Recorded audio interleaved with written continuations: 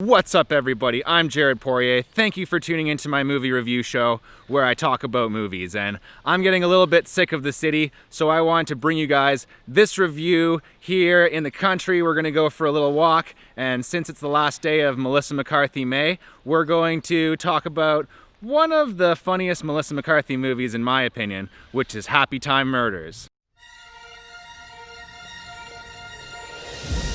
I love singing and dancing. Hiya, folks!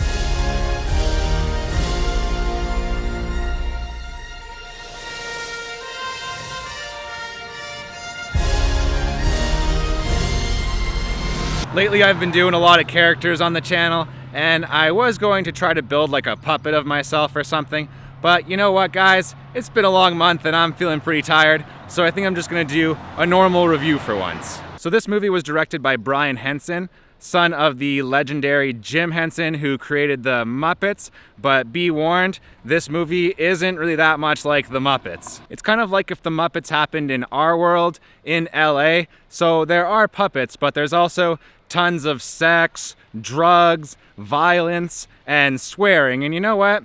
I quite enjoyed this movie.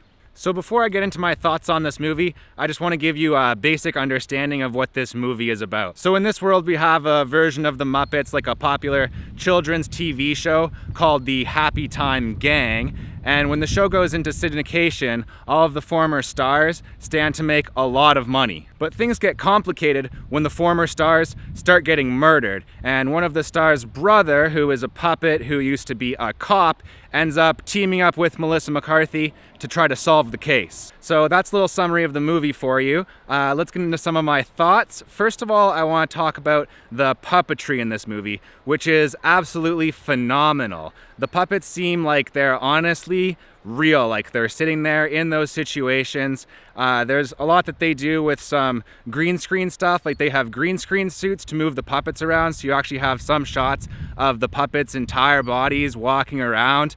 They actually animated all the individual fingers of the puppet. They probably just had someone put a glove on, but yeah, just in general, the way that they've done the puppetry in this film really impressed me, and it really seemed like these puppets were alive.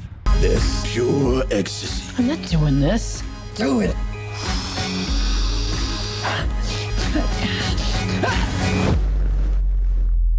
Oh, sorry about your dead human friend, Phillips. That is good shit.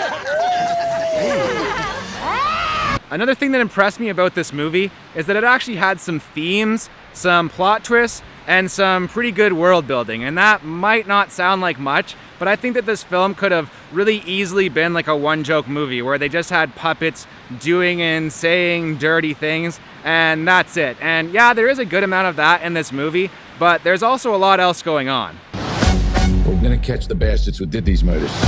Because bodies are gonna start piling up.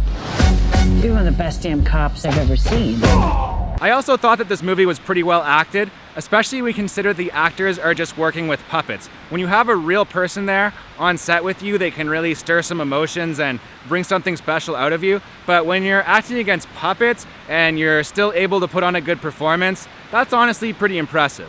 Hey, handsome. You looking for some rotten cotton? I'm a woman. That's okay. Yeah, that's even Got better. a good time for you. Of course, like any film, not everything in this movie is perfect, and this is actually the second time that I've seen Happytime Murders. I rewatched it right before I did this review, and I noticed something. Most of the comedy in this movie is definitely situational, and there are some situations that really had me laughing, but I also noticed, especially when I was rewatching this movie, that there aren't really that many good jokes with like a solid setup and punchline. I think the filmmakers here got a little bit caught up in creating ridiculous moments with the puppets, and they forgot to include a lot of good jokes and quotable lines. But like I said, this is a really funny movie, and there were some situations that had me laughing my ass off. One is where Melissa McCarthy snorts a bunch of sugar and starts fighting a whole bunch of bikers in this clubhouse. There's this part where Melissa McCarthy goes to question this crackhead, and he says that she looks pretty cute for a fella in a suit. And I also thought it was pretty hilarious when Melissa McCarthy's puppet partner